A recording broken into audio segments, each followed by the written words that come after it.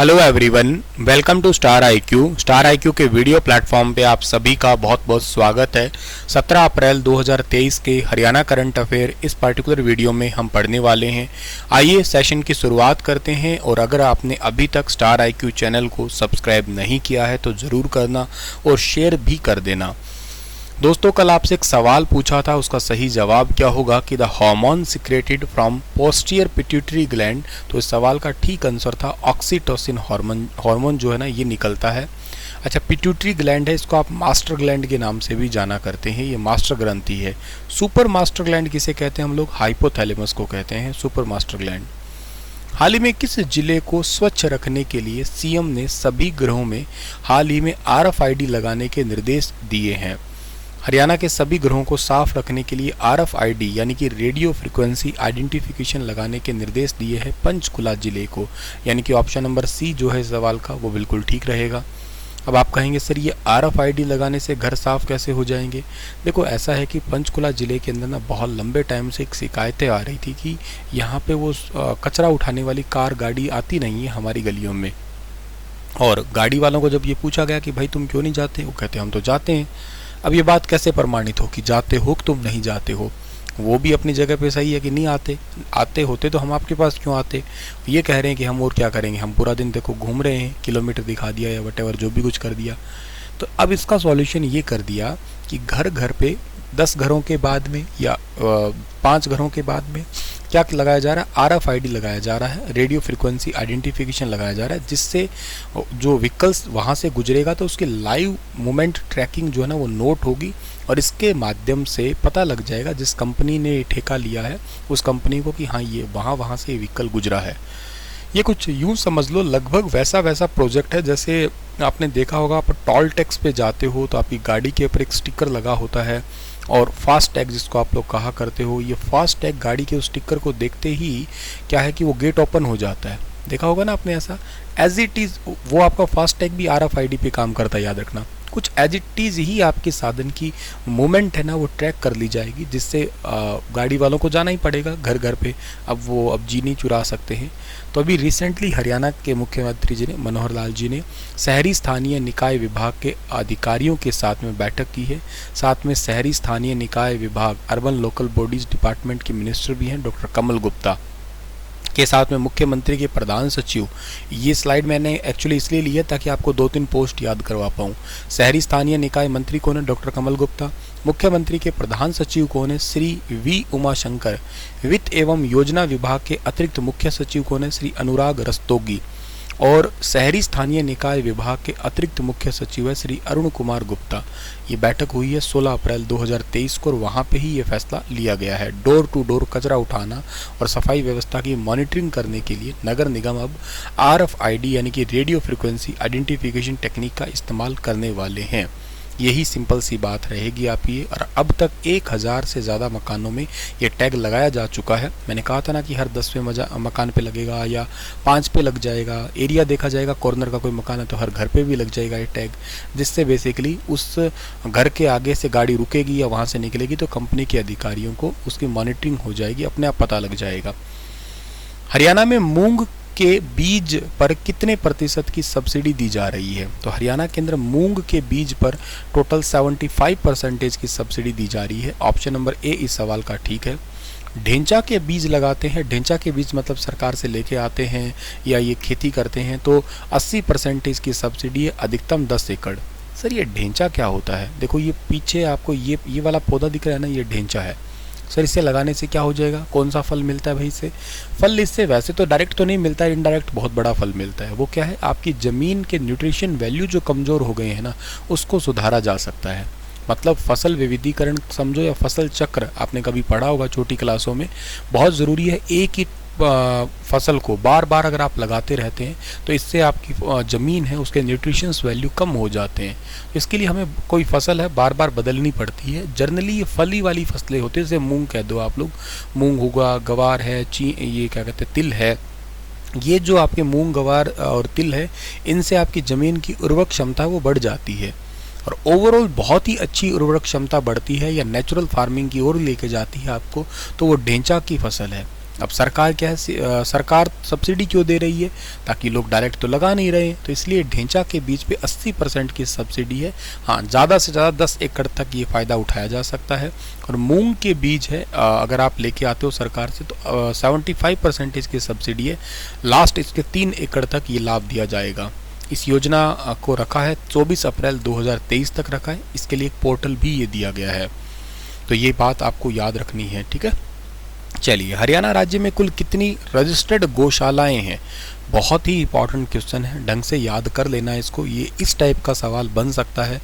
Already Haryana government ने गौशाला से संबंधित सवाल पूछ चुकी है, और इसकी वजह ये भी है क्योंकि आपको पता होगा हरियाणा में गौशाला का बजट 40 करोड़ से बढ़ा के 400 करोड़ कर दिया है।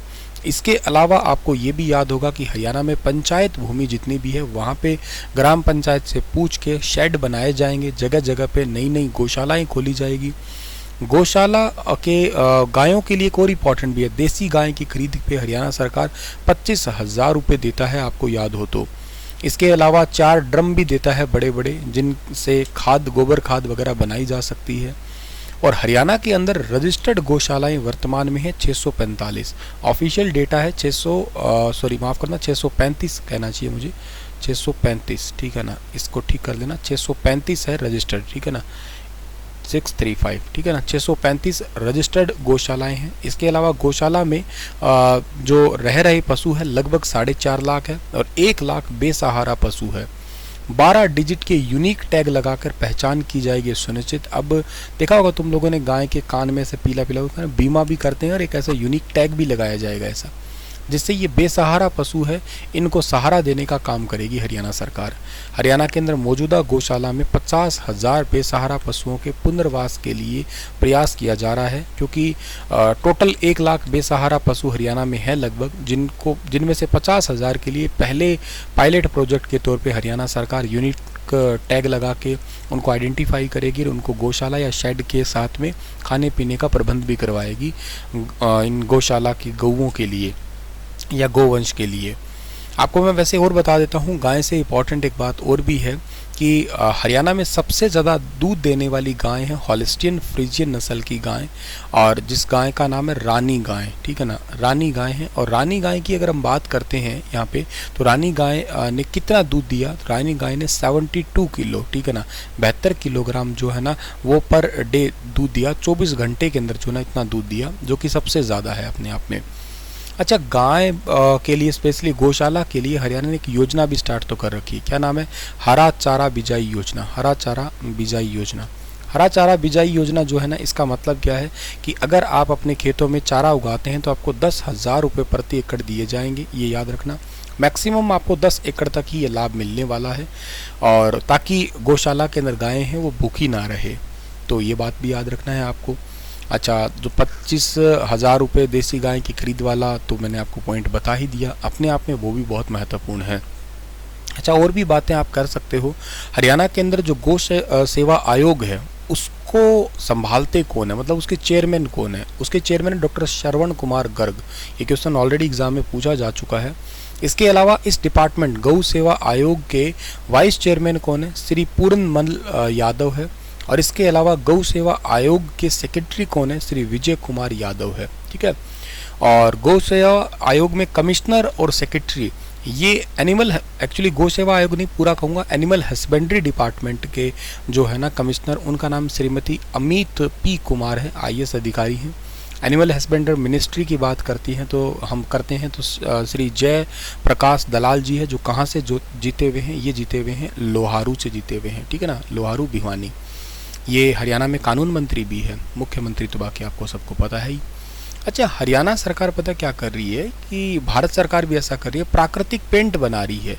गाय के गोबर से इको फ्रेंडली पेंट बनाया जा रहा है, जो आपकी हेल्थ के लिए तो बिल्कुल भी नुकसानदायक नहीं होगा और ना ही जेब के लिए नुकसानदायक होगा।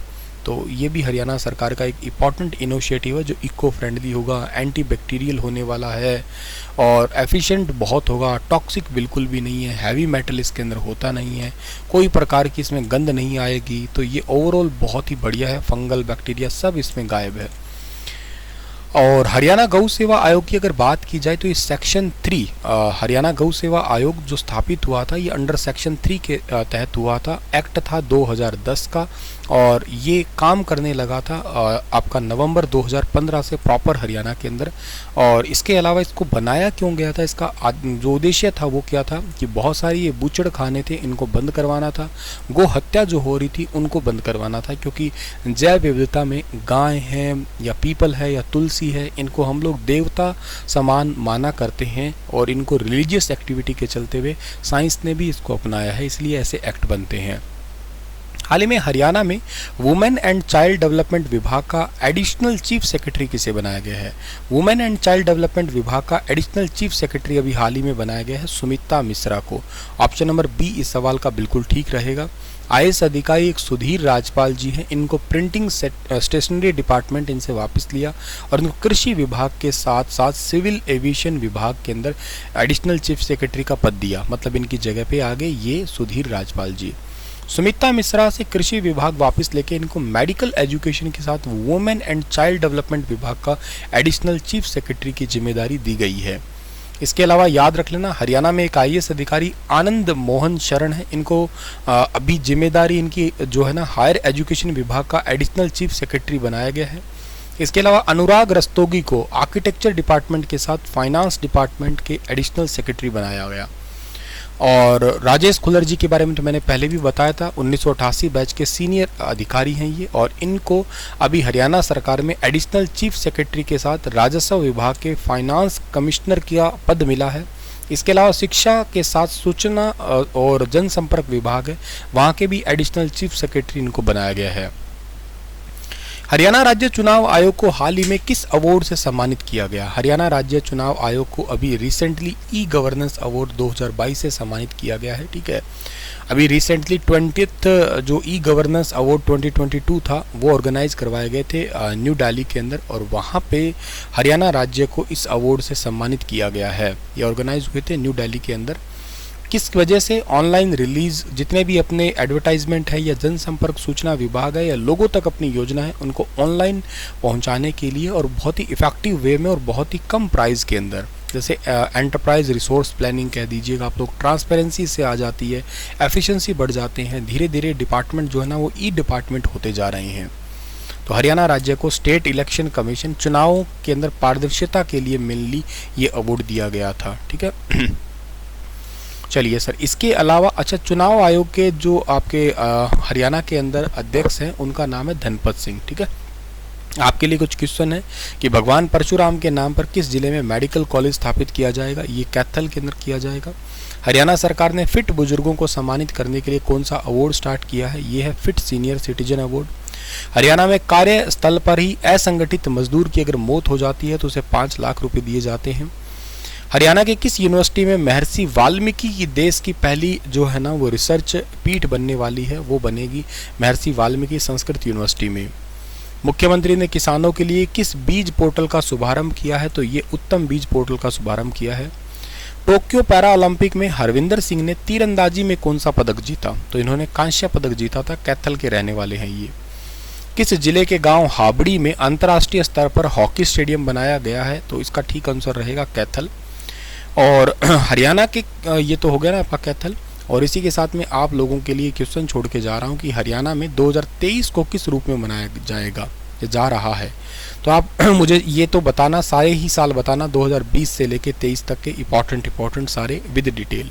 वीडियो को लाइक ज़रूर कर देना। बाकी तो बहुत बहुत धन्यवाद। Thank you so much.